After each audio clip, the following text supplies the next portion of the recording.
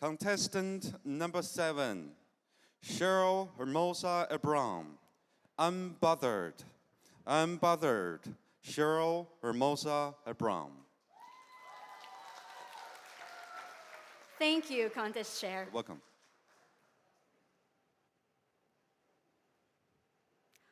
I love how our Contest Chair pronounced my name correctly. Back home, when I introduce myself, people will just look at me like, then they try to say it. Shh, Shirley? That's my mom's name. But here in China, it's different. When I say my name, people smile and nod, but they won't repeat my name. They say too long. But I think they're being careful, because one wrong tone, and you might end up calling me something else. Before that would bother me, but now, unbothered. Contest Chair, dear friends, for most of my life, I was the opposite of unbothered. I was affected by everything of what people think of how I speak, how I dress, how I look, how I act. And when someone is upset with me, I can't breathe right. Even the smallest misunderstanding disturbs my peace. I replay conversations in my head. Did I say it wrong? Why did they go quiet? What if I fail them? Raise your hand if you're an overthinker. Me too. I think my brain deserves overtime pay. When I was 7, my mom doesn't need words. She only needed the look. In the Philippines, we call it the death stare. Filipino moms, they don't need subtitles. One look, and you understand everything.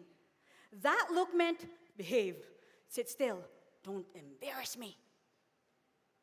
So, I learned early, read the room before you move. Back then, it kept me safe. And I think that's the reason why I'm good at reading people. But as I grew older, it became a burden. Because now I still read the room, even when no one tells me to. Before you know it, I moved to China. And here, I met one woman who changed me more than she ever knows. Her name is Sherry Kwong, my mentor. She's full of wisdom, beautiful, kind, retired, and rich. But she's not just rich in money. She's rich in peace. One day I told her, Sherry, I'm tired. I kept thinking of what that person said to me and how it made me doubt myself. Then she looked at me and said, Cheryl, I also struggle with relationships at work, at home, even in this community. But in the end, I choose to be myself. Then I asked, but how? Then she said, people's negativity belongs to them, not to you.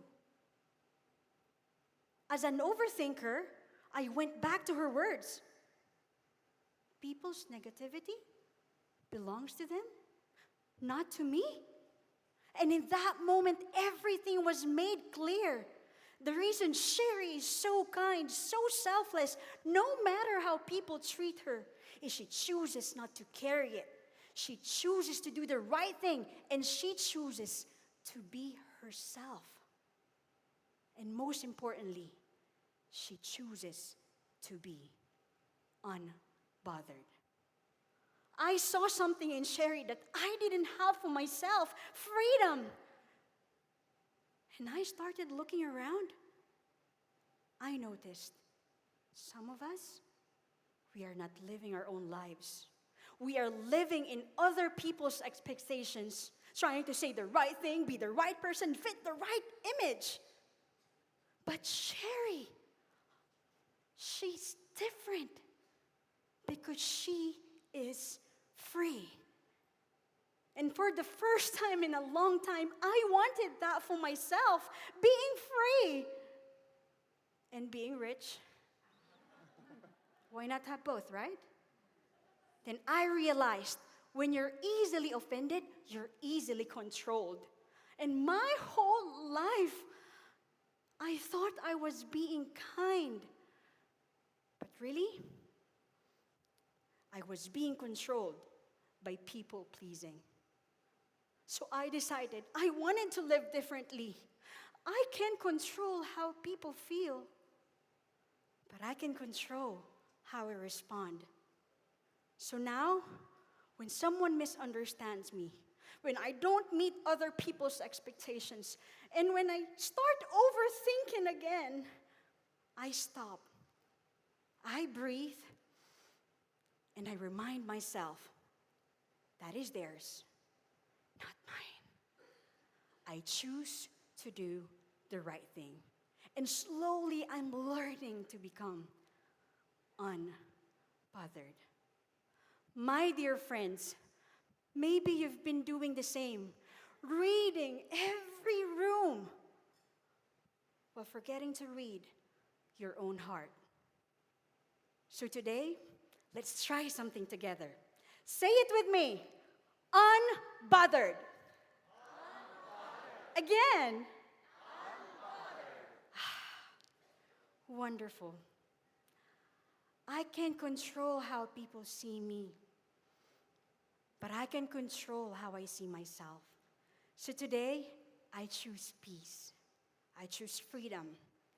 And I choose to live my life. Not in fear, not in approval, but in truth. Today, I don't just feel it, I choose it. Unbothered. Contest chair.